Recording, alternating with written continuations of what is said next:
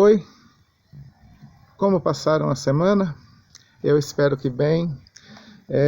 Nós tivemos na semana passada um trabalho muito legal com a Natália, e isso foi muito bom para a gente repensar a nossa vida, nossa carreira, nossas atitudes e tudo mais. Eu espero que vocês tenham gostado. E assim que tudo isso passar, nossa ideia é levar a Natália ao vivo, lá na nossa faculdade, né? E aliás, já está passando, né? Vocês puderam acompanhar na semana passada a assinatura do Pacto Regional sobre a flexibilização da quarentena, né? E a gente caminha para, se Deus quiser, que tudo isso passe muito em breve, né? Com as coisas voltando quase que a uma nova normalidade, tá? E exatamente esse é o nosso tema de hoje. A gente vai falar um pouco sobre tendências para um mundo pós-pandemia, né? E logicamente tudo volta, mas volta diferente, né? E o mundo ele não é mais o mesmo, e a gente sabe disso.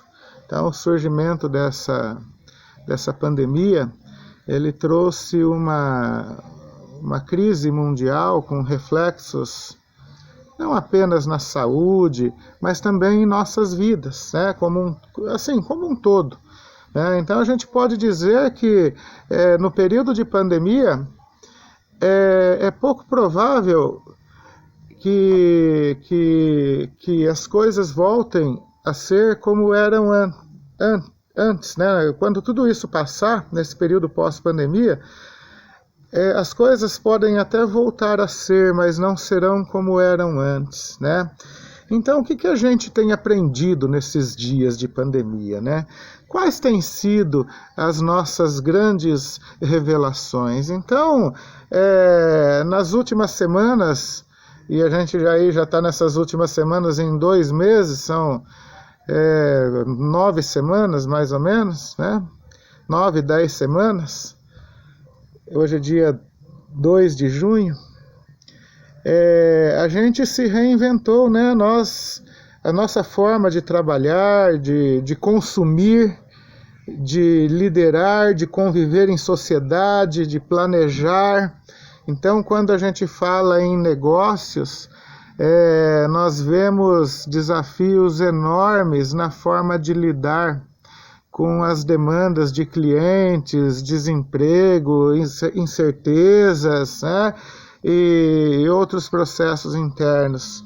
Então hoje eu faço um convite para você, para a gente analisar como esse momento tem reflexos não apenas no nosso dia a dia, mas em áreas muito mais profundas da nossa sociedade. E assim eu vou apresentar para vocês algumas tendências desse novo, vamos falar assim, novo mundo, né? Então, o que é o novo normal, né? Então, a gente faz parte de um grupo de pessoas que está ansiosa pelo fim da quarentena, e isso vocês viram na Batista de Carvalho ontem. Hoje choveu, graças a Deus, esse povo fica em casa, né? Mas ontem, com a flexibilização, a abertura parcial dos negócios e tal, o povão sai todo na rua, né? Então está todo mundo ansioso pelo fim da quarentena. Então, como se isso fosse fazer tudo voltar ao normal, né? Só que eu vi todo mundo de máscara lá na Batista, né? O que eu sinto em dizer é que é uma ilusão, né? O fim do período de isolamento, ele vai nos colocar diante de novos e desconhecidos desafios, Tá? Então, o primeiro passo nesse momento é a gente estar ciente de que, passada a crise, nada voltará a ser como era antes. Né? Então, compreendendo isso, a gente pode se preparar melhor, né, para aquilo que vem depois. Né? Então, eu tenho acompanhado muita gente importante falando sobre isso, e que eles acreditam que essa pandemia ela veio como um acelerador de futuros, né? Veio como um catalisador. Né? Então, a atual crise ela foi uma forma de acelerar algumas mudanças que a gente já falava que isso ia acontecer há algum tempo atrás. Né? Então, diante de um cenário aí completamente diferente de tudo que a gente já viu e já viveu, a gente aderiu rapidamente a novas formas de fazer as coisas até para a gente sobreviver. Né?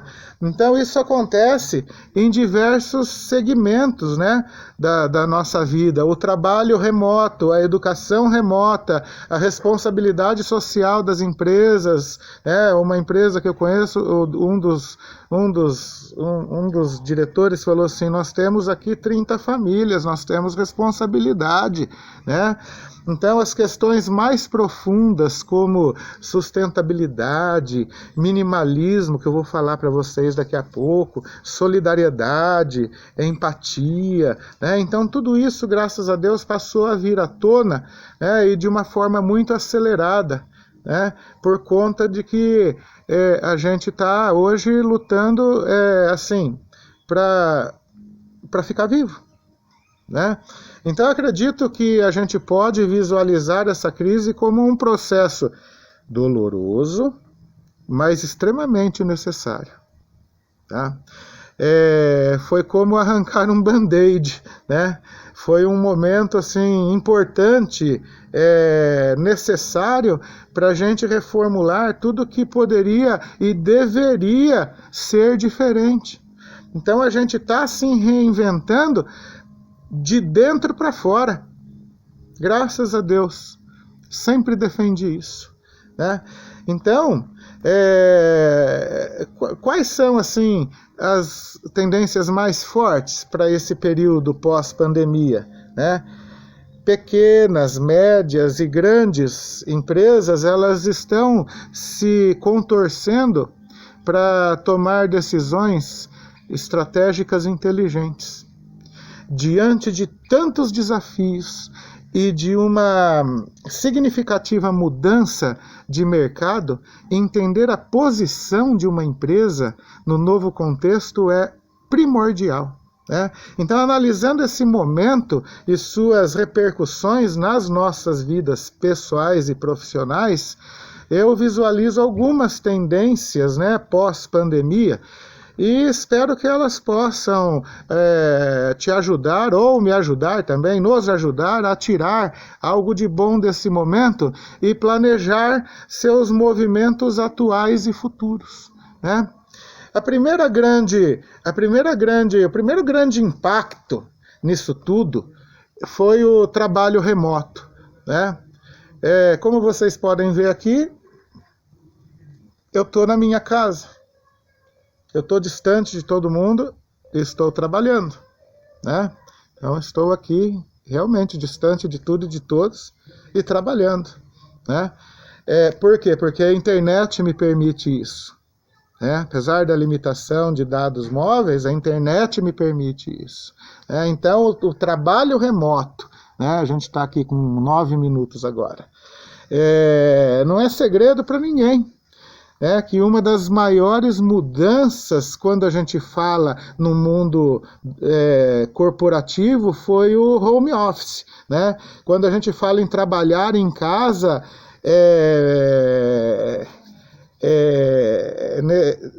tem gente que ama e tem gente que odeia, só que agora, por questões até de preservação da vida, foi necessário. Né? Uma coisa é certa, a realização do trabalho em casa, do home office, foi o que permitiu que as empresas mantivessem suas rotinas de trabalho. Como eu já disse de várias vezes, em vários momentos, em várias disciplinas, na pandemia de 1918, da gripe espanhola, que durou 2 anos, porque as pessoas não acreditaram que aquilo seria tão letal daquele jeito. Na primeira flexibilização, todo mundo foi às ruas tal, e a doença voltou. Então ela foi uma pandemia que durou de 1918 a 1920. Tá? As empresas pararam, as escolas pararam, tudo parou, porque não era possível fazer isso que a gente faz hoje aqui. Esse trabalho remoto. Tá? Então, em vez de a gente reclamar que às vezes é difícil, que toma um tempo, que é mais complicado do que ir trabalhar, que ir realizar, né? A gente tem que erguer a mão para o céu e agradecer a existência desse negócio chamado internet, que possibilita que a gente continue fazendo o que a gente sempre fez, né? Então, o home office é o que permitiu que as nossas empresas mantivessem as suas rotinas de trabalho, né? Mesmo que de uma forma totalmente diferente, né? Com adaptações e outras coisas mais. Então, algumas empresas já tinham implementado essa prática, tá? Em suas rotinas, enquanto outras não suportavam nem pensar na existência disso, né? E a gente conhece várias que têm isso na sua cultura há muito tempo, né? A segunda tendência, e que ganhou muita força, e que também eu falo que foi a salvação da lavoura, foi a educação remota, né? E a gente pode fazer isso hoje, pode estender isso para uma série de possibilidades, abrir um leque incrível, tá? Então, se a gente voltar de novo lá na pandemia de 1918, da gripe espanhola, tudo parou. E como eu já disse para vocês, a escola parou, fechou e disse para os alunos assim: volte o ano que vem, esse ano você perdeu. Eu gosto de repetir isso. Por quê? Porque o mundo digital nos possibilitou a não perder, tá? Então a Unesco, ela fez um levantamento em que cerca de metade dos estudantes do mundo estão sendo afetados pelo isolamento. São 800 milhões de crianças e adolescentes diante de escolas fechadas por todo o mundo. Mas o mundo tem essa ferramenta aqui para não parar. Tá? Então, parece desesperador, né? E de certa forma porque a gente não tem o contato.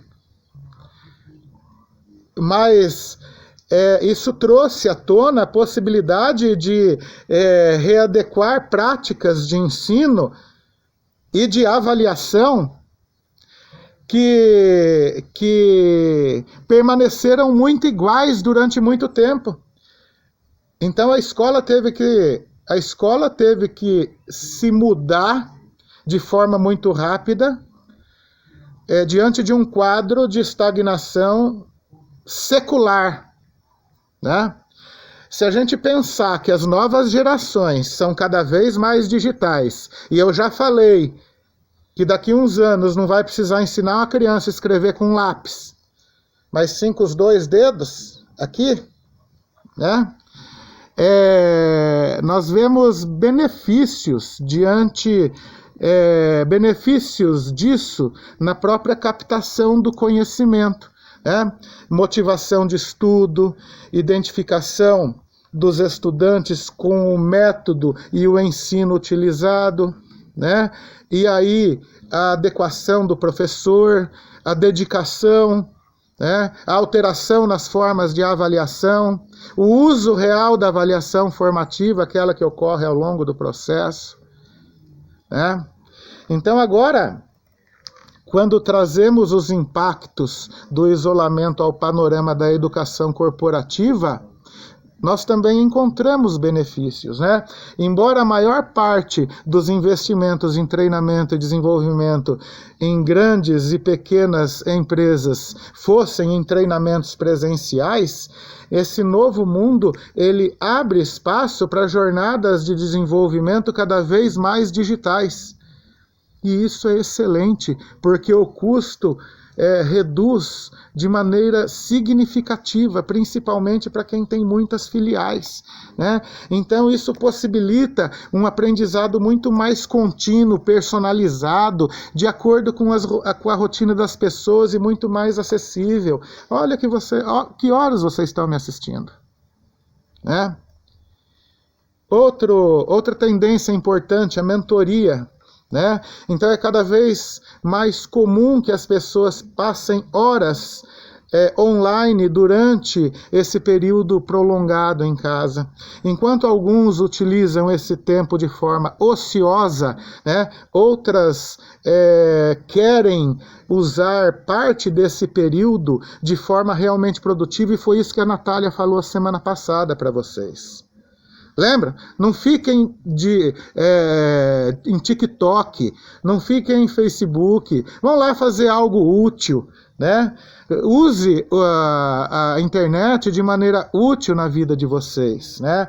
E assim, as plataformas que permitam uma conexão com professores, especialistas, mentores, elas são uma tendência crescente para quem busca aprender novas habilidades sem perder a interação humana, né?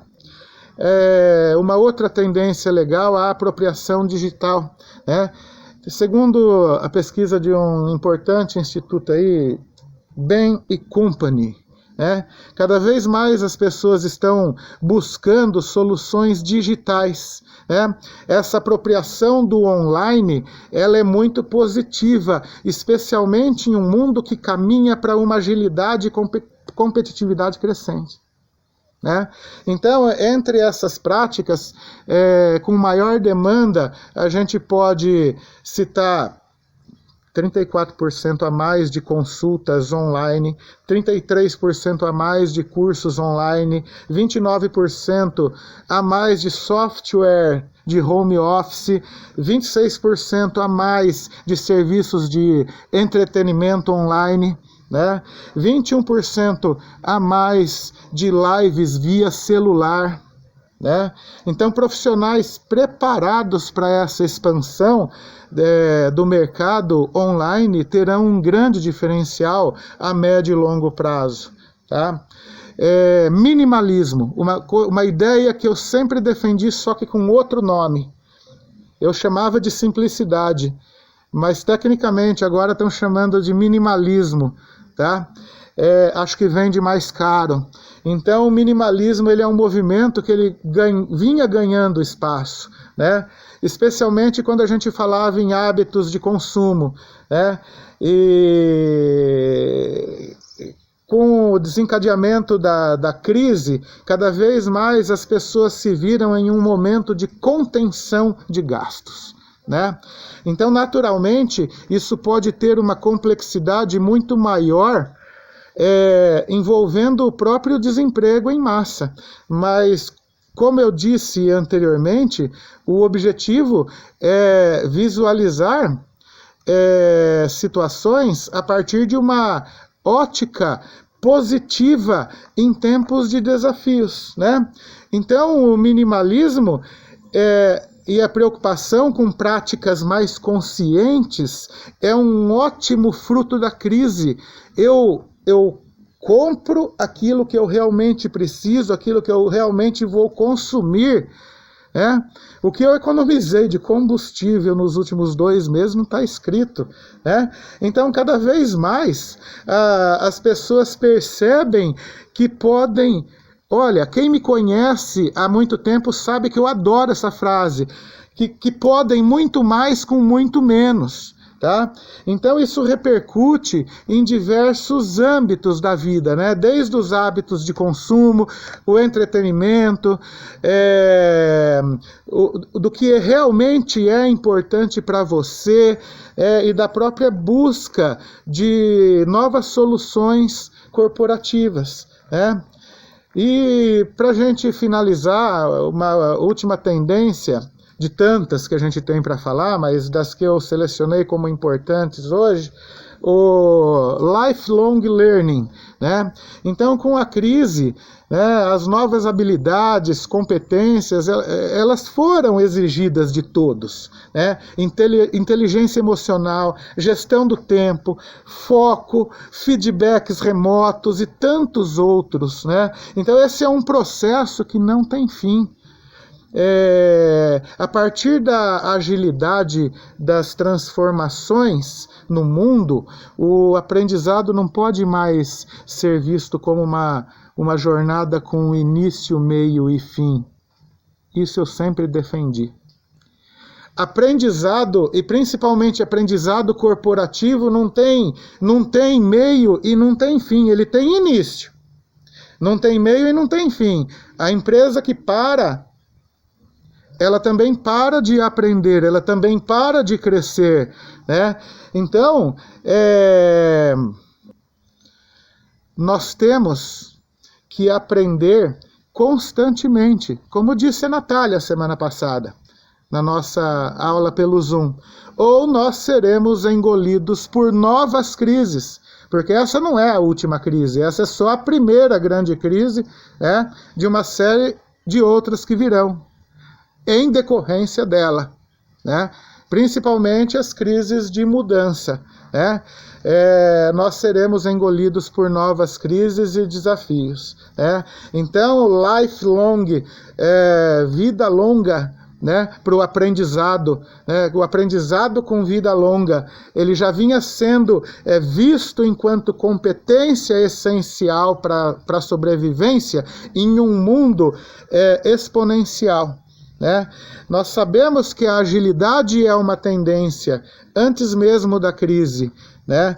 Mas não parar de aprender hoje é uma das grandes ferramentas para a gente vencer os próximos desafios que virão.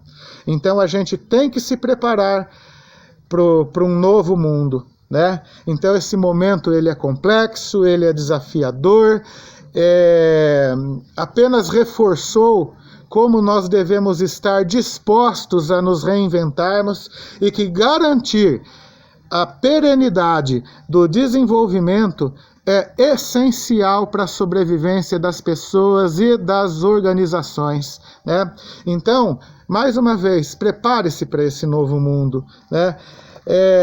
O que você achou dessas tendências? Geralmente, as grandes mudanças, elas parecem muito óbvias, tá? Mas elas representam uma grande transição em nossos hábitos tradicionais. Eu gostaria de falar de hábito para vocês, mas acho que vou fazer isso semana que vem, porque hoje a gente já está com mais de 20 minutos aqui. Então, o coronavírus, ele teve impactos sem precedentes no mundo, né? Com novos desafios que ainda estão por vir, em decorrência dele, ou talvez não, né? E para as organizações, este pode ser um momento ameaçador, mas também pode ser um momento libertador, né? Na mesma medida de quem souber escolher o caminho, né? Então, esse nosso bate-papo de hoje, ele teve como objetivo, né, te ajudar a reagir a este momento. As atitudes tomadas hoje são a sua chance de se recuperar no futuro. É hora de agir e preparar-se para o novo mundo, né? Como você está se preparando para recomeçar? Essa é a minha pergunta. Deixa a resposta lá no Class. Muito obrigado pela atenção. Boa semana Que Deus nos proteja.